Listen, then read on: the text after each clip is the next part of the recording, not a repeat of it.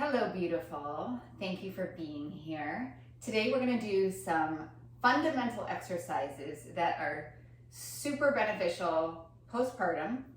Natural childbirth, a little sooner you can do these. After a C-section, you need a little more time. So always talk to your doctor, make sure you have clearance to move and do exercise before you partake in any exercise postpartum. We are going to start sitting or lying down. You can choose. I'm going to stay sitting. And we're going to focus on diaphragmatic breathing. That's our first order of business, is breathing well. And breathing diaphragmatically is going to help to build back pelvic floor, core muscles, so that you feel strong in your center. So just find a comfortable position. You don't have to close your eyes or anything. Just breathe in through the nose, fill up the belly. You can even put your hand on your belly. And then exhale, empty, empty, empty, empty, empty. Draw back, belly button draws toward the spine gently. Inhale, expand. And exhale, contract. Keep going like that. I'm just going to talk for a little bit. I want you to keep that inhale and keep that exhale. So we start with the awareness in the belly because it's soft and it moves easily. And not just postpartum, in general. So when we breathe in deeply to the belly is the first thing that we notice expanding. But we want to take that breath and expand it also out into the side ribs, into the back ribs, into the back. So when you breathe diaphragmatically, basically what's happening is you're filling up and the diaphragm descends down. It fills up, down. And so that's where the expansion comes from. And then when it empties, it comes back up in the cavity of your torso. You're still breathing, don't stop. So the belly being soft is going to expand. The harder parts of your body are not going to expand as much, but imagine that they can, so that you're breathing three-dimensionally. You're not just breathing into the belly. Keep going.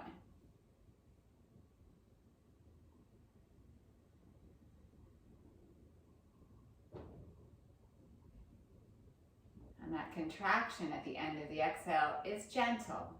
It's just gentle. One more round of breath.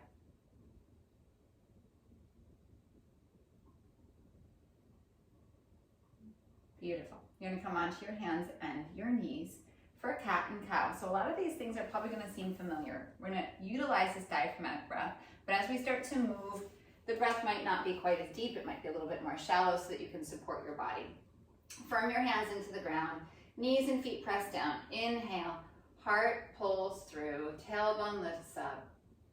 And then exhale, belly draws in, round the back, push the ground away, drop the head, drop the tailbone. Inhale, expand, heart forward, belly drops, sitting bones lifts. Exhale, round the back. Again, inhale. And exhale. Inhale. And exhale. One more time, inhale. And exhale. Come through neutral. And then flip onto your backs. You're going to have your knees bent, your feet down. You can bring your hands onto your hips or not, your call. We're just going to do some pelvic tilts utilizing that same breathing. So take a breath in, expand the belly.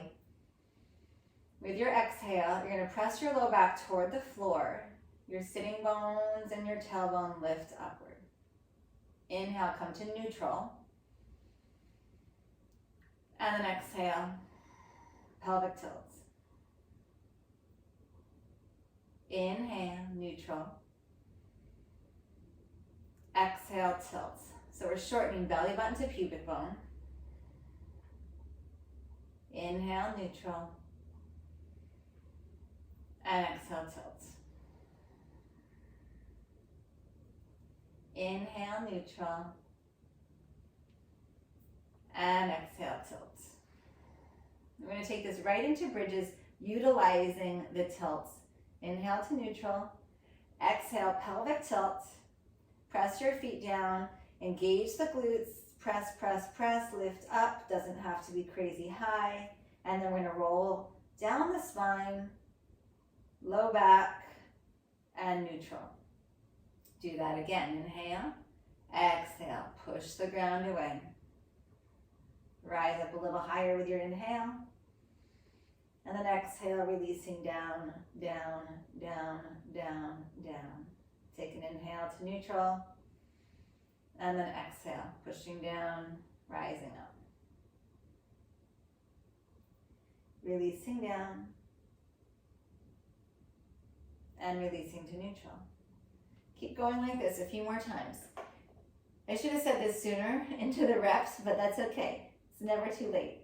Your feet do not have to be at hips distance. I would actually recommend having your feet wider than your hips, but find what feels comfortable to you and find where you can feel your whole foot pressing down. And this is something I say in every single one of my classes ad nauseum, but you want to have the whole foot, the base of the big toe, the pinky toe, the center of the heel, bearing weight equally.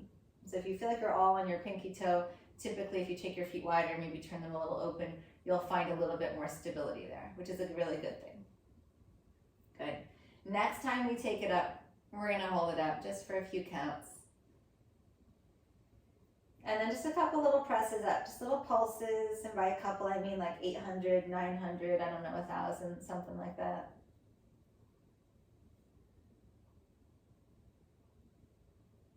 Keep that connection, belly button to pubic bone. And then release it down. Beautiful. Take a little pause. Okay. Marching. Feet are down. Arms at your side. Shoulders pressed down. Pick up one leg and then bring it down. Slowly, second leg and bring it down. And you're doing this as one foot presses down, one foot lifts. So you're doing this with a connection to the leg that's down, not just the leg that's lifting.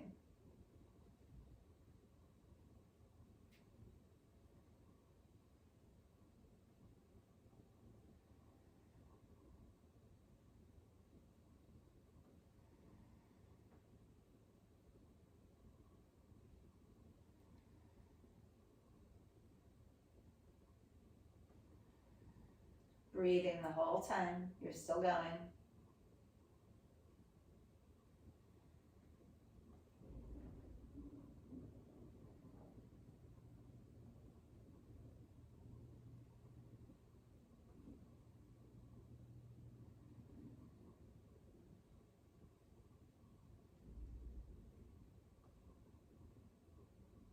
Good.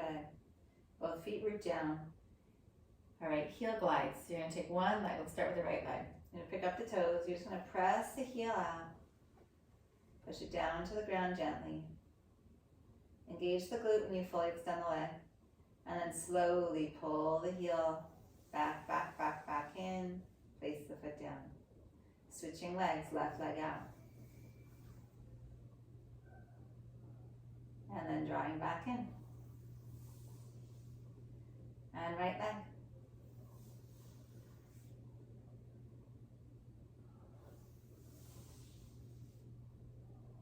Left leg.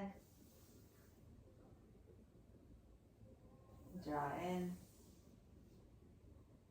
Again, right leg. Draw in. Reach out.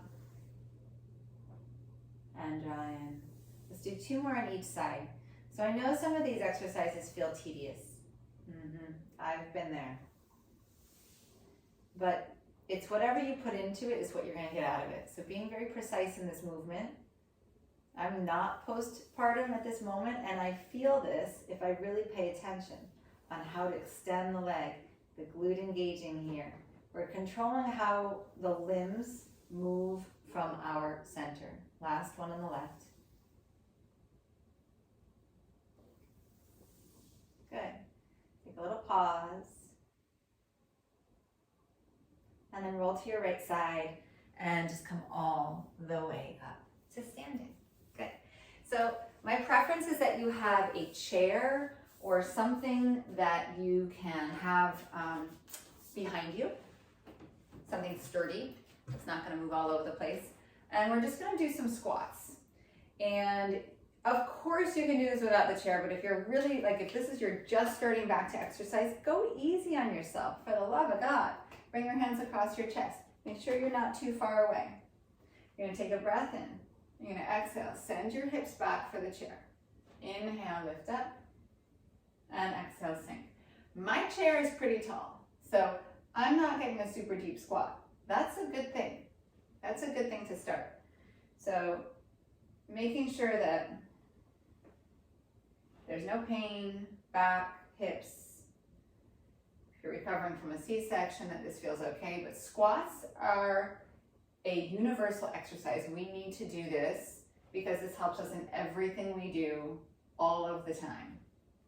So you really can do these pretty soon after having your baby.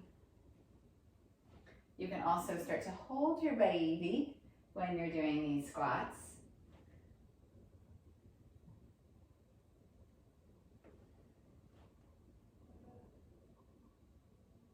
Really good. We're going to keep this going.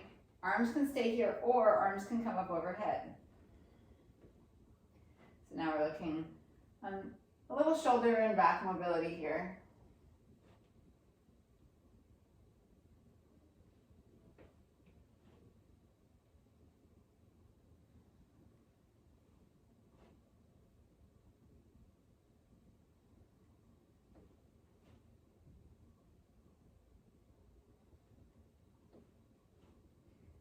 It's really important that you take your time getting back into your body. With any luck, you are able to exercise throughout your pregnancy. And this is really kind of like remedial work for you right now, but still giving yourself that time, one more, to heal and to repair. Beautiful. Release that. Okay. Wall or chair. I'm just going to use the back of the chair. Hopefully you're not picking up a heavy chair right now and moving it around. You're going to support yourself on said chair or on wall. I like to crisscross my arms. You're going to take one leg back. Really simple hip extension, glute extension. Controlling, strong in your center. This movement's going to be small. You're going to lift, release, lift, release. A progression on this exercise is to use a mini band around your ankles. I'm going to skip it for today, and we're going to keep it just like this. And here's what I'm feeling and what I hope you're feeling. My standing leg, that hip is working like crazy right now to keep me stable. My leg that's moving, that glute, is activating because I'm going into hip extension, right? My belly is working to hold my spine in neutral. So in no way is this simple for me right now, and I hope you're able to access it as much as I am. One more. Beautiful. And then second side, set it up. And then lift.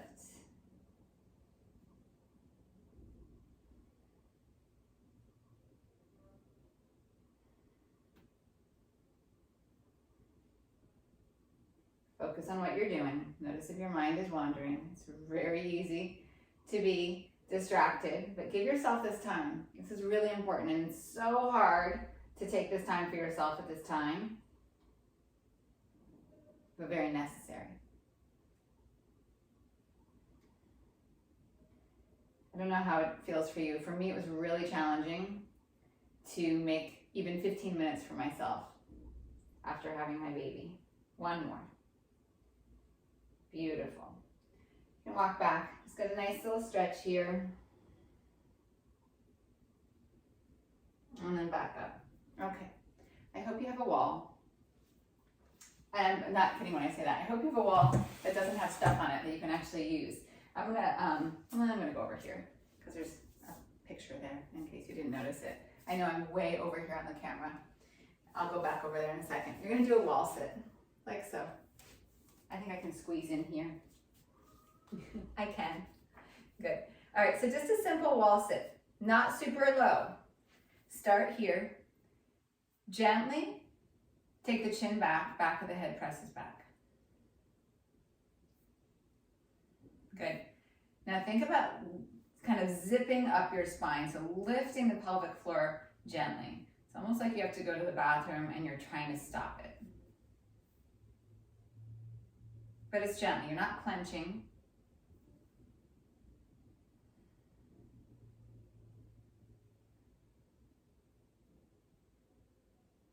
Good. Press up, take a pause. Maybe a little bit deeper, come back down. You can adjust your feet however you need to. So the deeper you are, the further away from the wall your feet need to be. It's not a universal position. Good. Take a couple more breaths here. Broaden your chest.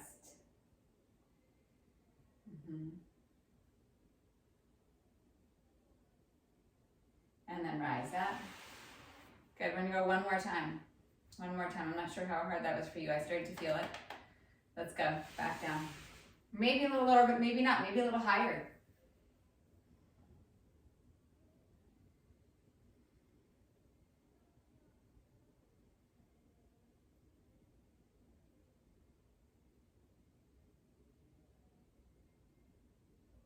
And then rise up carefully. Beautiful. Okay.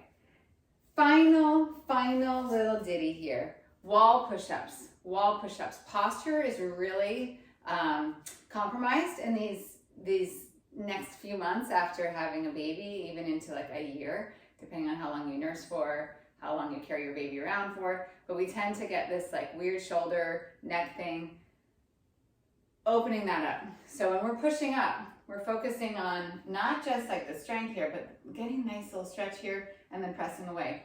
We're doing push-ups on the wall or on a chair so that you're elevated and we're not putting so much strain on any part of your body. So I'm going to use the chair, but a wall is wonderful. A wall push-up, you're just here and you're leaning in, you're pressing back. I'm going to leave my picture alone. If you're on a chair, it's the same idea. You don't have to be very far away. You're going to bend the elbows and then press back. That doesn't sound good, does it? Lean in, press back. On a wall, lean in, press back.